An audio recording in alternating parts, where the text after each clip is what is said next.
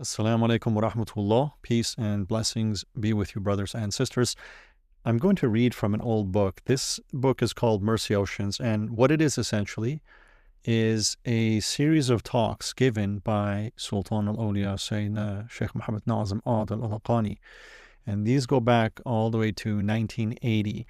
This book is way out of print. It's just, again, an informal talks. And this is the traditional method of teaching that was used by our Prophet ﷺ and by the awliya, by the blessed teachers of this religion throughout history, throughout the centuries.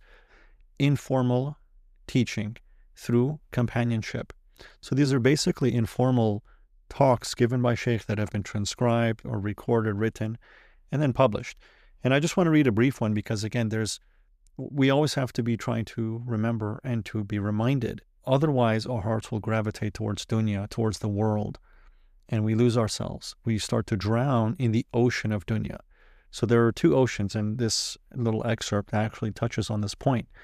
There's the ocean of spirituality, the ocean of light, the ocean of beauty, the ocean that leads and flows to the divine presence of Allah, that comes from the divine presence of Allah. And then there's the ocean of the material world that is a veil over that essential reality. So here, just in this brief excerpt, Shaykh is saying, the place to build for yourself is in heaven. This life is temporary. The next life is eternal. And this is always the challenge. The ego is drawn towards that which is temporary, that which is material, that which is apparent. But the soul, the spirit, requires something far more subtle, far more transcendent, far more beautiful. The spirit requires light. And so the Shaykh goes on, in this age, people are giving all their energies to working for the things of this world. This is the source of all trouble and unhappiness of our time. So what he's saying is that this attachment to the physical world is what causes suffering for humanity. It's the root of greed, the root of conflict, the root of all of the problems that we face in this world, because the ego is at the center of our attachment to the material world. And the ego can only result in problems, in drama, in conflict, in disharmony, and in disunity. So Shaykh goes on, this is the source of all of our troubles, attachment to the physical material world. Now again, Allah Almighty says in the Quran, surely I have not created all of this for nothing. It has divine purpose, but only when our focus is on eternity, when our focus is on truth and reality, the transcendent world. We can live in this world. We are travelers through this world. We can honor what Allah has created and given us in this world, but attachment to it is the problem. So Shaykh goes on, people want the whole ocean when they can have only one drop. How can they be happy? And this is the root of greed. We see this now in the people, in the individuals that are presented to us as the paragons of success. People that are extremely worldly successful. It used to be millionaires, now it's billionaires. Pretty soon it will be trillionaires. These people are not models for us, right? They're trying to swallow the entire ocean. There's a sickness in the soul of the human being that if it is not filled with the light and with the love of the divine, it will keep trying to consume to the point that it will drown in this ocean of the world, the ocean of dunya. So Shaykh is saying, you can only have your capacity as a human being, a small, finite creature. At most, you can have but a drop, but a glass. And yet people want to consume the entire world. 1% of the population controls and possesses the majority of the wealth in this world. Think about that for a second. 1%, less than 1%, in reality, it's a fraction of a percent that controls the majority of the wealth in the world. The other 99+% of human beings are struggling just to survive. And yet 1% has more than they can possibly ever consume. And they still want more. It's a sickness. It's a sickness in the soul. It's a spiritual sickness. So Shaykh is saying, how can they be happy, right? And if our happiness, which the modern materialist culture conditions us to believe, is based in consumption, we will never be satisfied. It will never be enough. We'll need more and more to keep trying to feel something, and this is how we drown ourselves. There is no bottom to that barrel, to that pit. This is the root of alcoholism, for example. Trying to reach the end. There is no end. We drown like that. Shaykh goes on and says, in the end, the world swallows them. That is the life of this world, and it is empty. And that's the problem. The more that we drink, drinking the ocean, drinking the water of this world is like drinking from the ocean. It's like drinking salt water. It can't satiate your thirst. It will only make you more thirsty. The more you drink, the thirstier you become because you're not getting what you need, pure water, life-giving water. Al-ma al-hayat in Arabic, which means life-giving water, the water of life. That is only possible through spirituality, through spirit. This is what our souls require. So in the end, if we keep trying to consume this world, we will drown in it. It will drown us. Shaykh here says that the ocean of the world will swallow us. And this is why the prophetic path is based in zuhud, minimalism, asceticism, spiritual minimalism and asceticism, taking just what is necessary and sufficient. And this is the healthiest thing, by the way.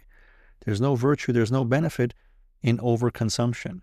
The Holy Prophet ﷺ said that the most evil container a man can fill is his belly, and that the way of the prophets is to eat just enough to keep your back straight.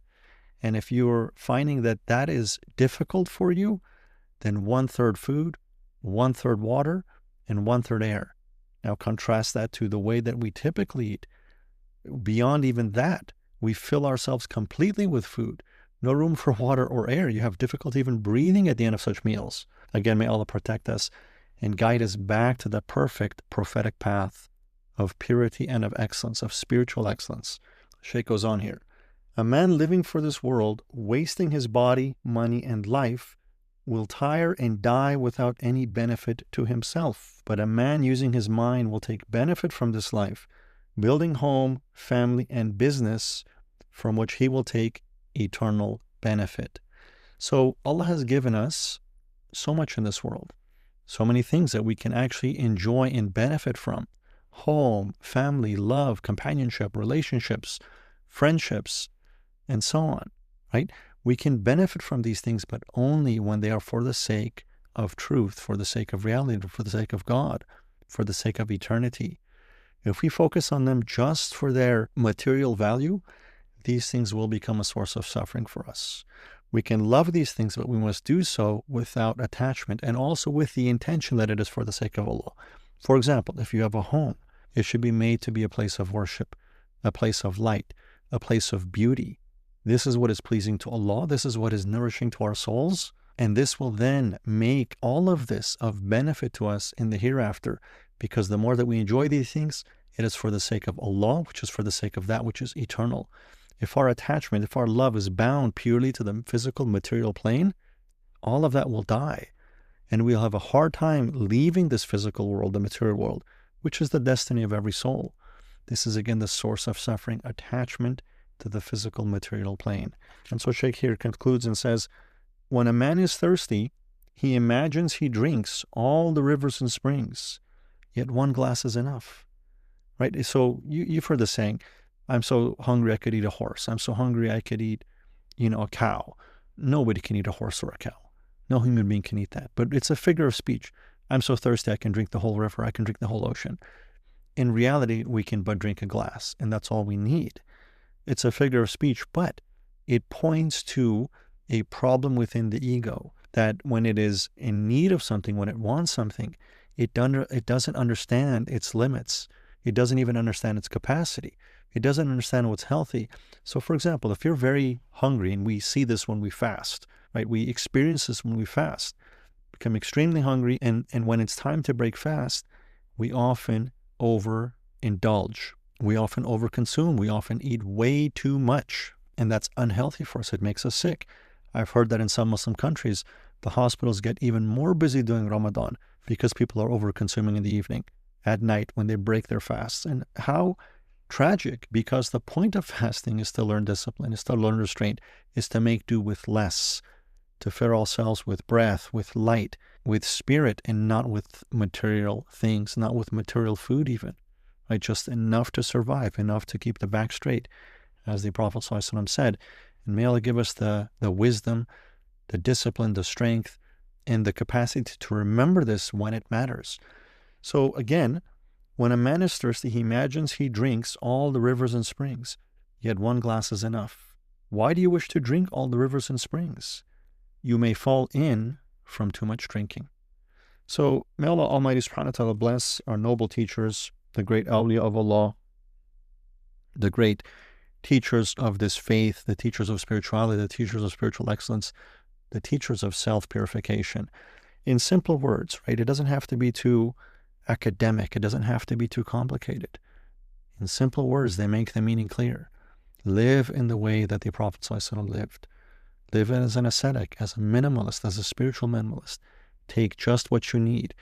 And this again doesn't mean that we shouldn't or can't have things from this world. But our shuyukh have always said, make sure that your wealth is in your pocket and not in your heart. If it takes root in the heart, we're lost. We die. We die to our true selves. We lose ourselves in this world. And that is a tragic loss. But if we can pursue success, physical, material, as well as spiritual, with no attachment to anything, attachment only to our Lord and to eternity, to truth and to reality, then it is of benefit for us. Then we can actually do good with that. And that's more virtuous than even not having. As the Prophet ﷺ said, the strong believer is better than the weak, although there's goodness and virtue in both. If we can be strong for the sake of Allah, then it is beneficial for us. But if we seek strength for the sake of the ego and the ego's desires and wants and indulgences, it becomes harmful for us. May Allah Almighty guide us. Allah subhanahu wa ta'ala knows best. Just a brief reminder on this blessed day, brothers and sisters, may Allah keep you. And if you have not yet done so, please give this video a like if you value and benefit from these reminders and from spiritual guidance, wisdom, teaching that comes from those who have been walking in the footsteps of the Prophet ﷺ for millennia, right, for centuries. May Allah subhanahu wa ta'ala keep us in their footsteps as we pray consistently in Surah Fatiha. Oh Allah, guide us on the straight path, the path of those whom you have blessed, the path of those with whom you are pleased, upon those whom is your grace and your guidance. So please give this video a like, a thumbs up, subscribe if you haven't done so, and also if you have not done so and you're new to my content, visit my website, borderpoint.com, where you can find extensive resources to support you in truth, in staying on course and staying grounded in your purpose and the reason for which you were created, to become servants of Allah, noble, honored, dignified servants of the Creator. This is the only thing that will give us fulfillment. It's the only thing that will give us peace. It's the only thing that gives us purpose and joy and happiness. May Allah subhanahu wa ta'ala bless you to your divine and eternal success. Fi aman Allah. Assalamu alaikum wa rahmatullah.